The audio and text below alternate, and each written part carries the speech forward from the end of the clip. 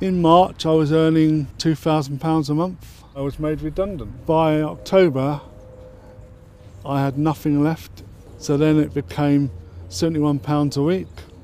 Okay, you can live off that, but when you get reduced from £71 a week to £0 a week, well, that's a whole different ballgame. Your every waking moment is worrying about where your next meal is going to come from. Where's your next meal going to come from? Who knows? Any idea how many people have been sanctioned in the last year? I've heard it's a few thousand. You might be in for a shock. Record numbers of job seekers are having their benefits stopped in this way. Almost 700,000 sanctions were applied from January to October 2012. If the Jobcentre deems you're not trying hard enough to find work, your entire benefit is immediately suspended.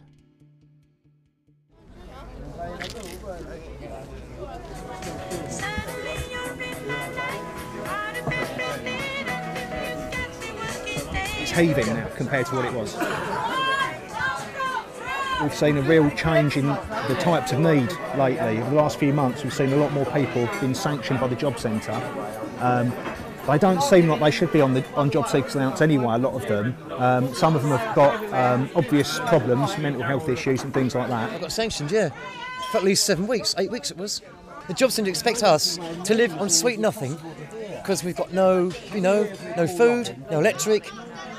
So what were we supposed to do? Every time I get one of these letters that I'm doing something wrong, it's kind of getting me worried now. Because where's the next move? Because look, I'm coming down here. If it weren't for the food, I don't know what I'd be doing. I've been sanctioned. I couldn't get no money from anywhere. I had to beg on the streets, and that's a 12-year serviceman.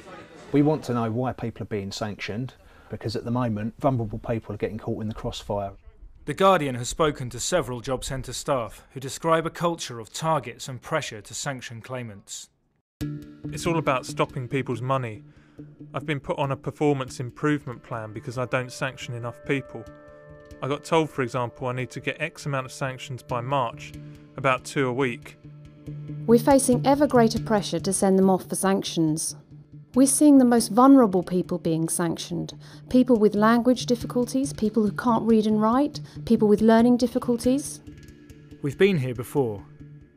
2 years ago, a Jobcentre whistleblower revealed to The Guardian that pressure and individual targets were put on staff to sanction claimants. It's just perverse. Suddenly, in your job, you're not looking to help somebody into sustainable employment, which is what you're employed to do.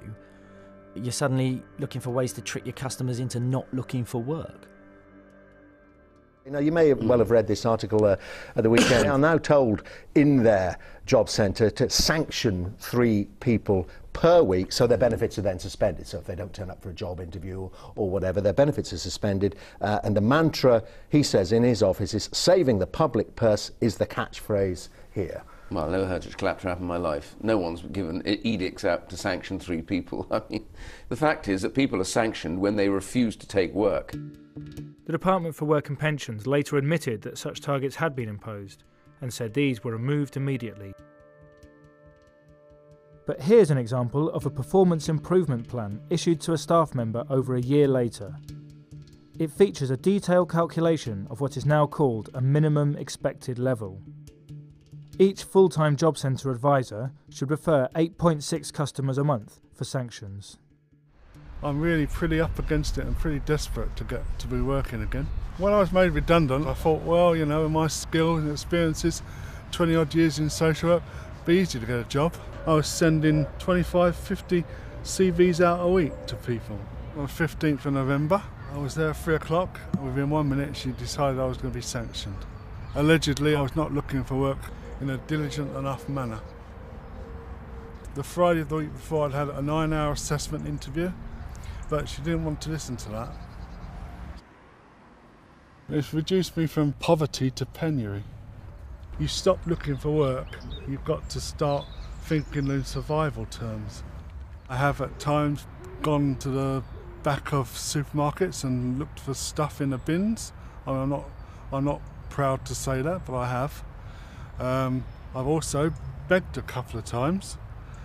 As the time's gone on, I'm feeling more and more depressed, and I'm feeling more and more that I am really on the scrap heap of life.